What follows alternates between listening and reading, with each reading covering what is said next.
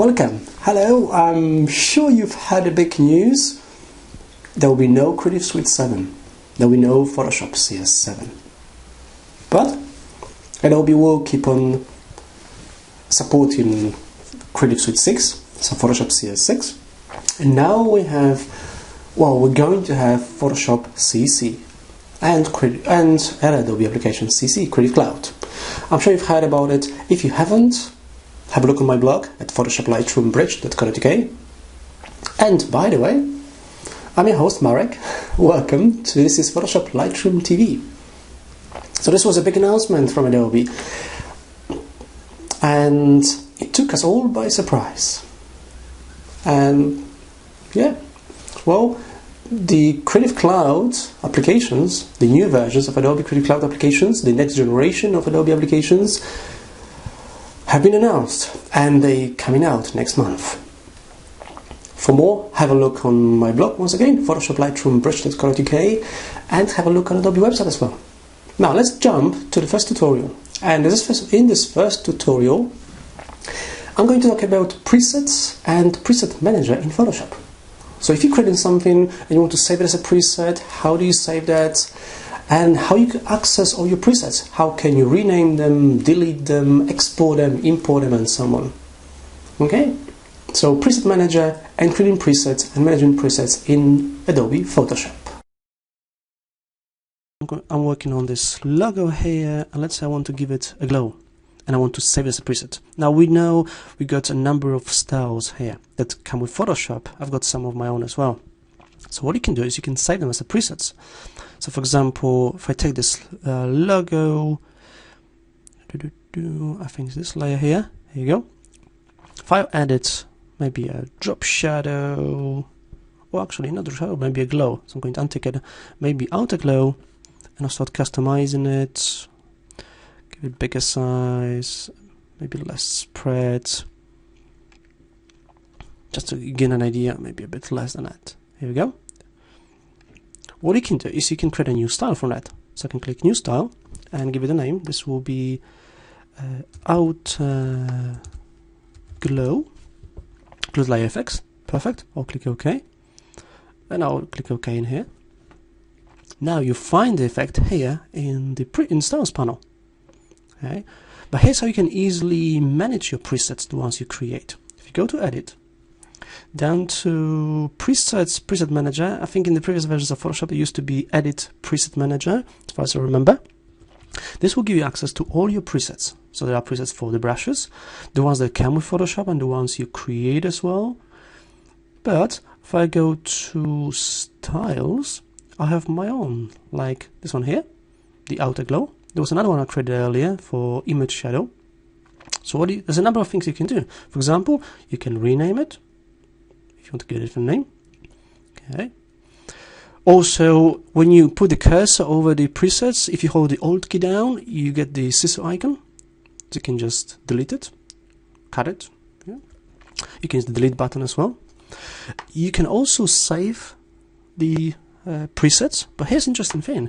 You can use the Shift key to select multiple styles, or as usual you can use the Control key on Windows, Command key on a Mac to select any preset you want. I'm just going to deselect these, maybe just these three, and then you can save them as a set using a standard ASL file for styles.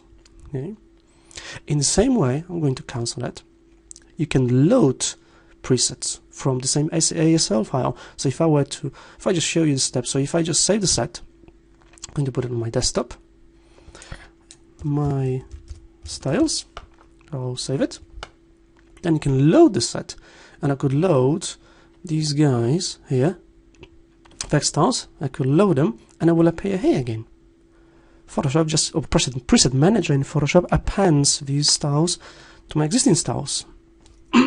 Excuse me. So I'm going to get rid of them. I'm going to select these three. Excuse me. And I'm going to use the scissors icon to just delete them one at a time instead of using the delete button. And when I've done, you just click done. There's one option here. You've got this gear icon where you can change which styles you want to display and also the way you display them. Maybe instead of thumbnails, you may want to see a list. small list or large list, okay, with the previous, or just text with the names.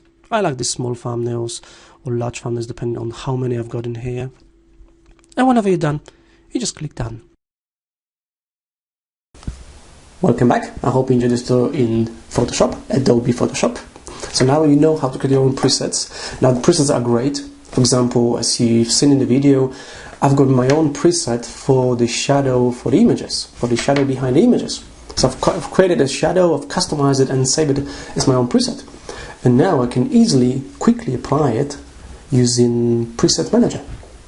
Right, I've got one more tutorial for you, and this one's going to be in Photoshop as well. This time I'll be showing you how to animate a group in Photoshop CS6. So if you have a number of layers, if you have a group of layers, how you can animate the entire group in one go.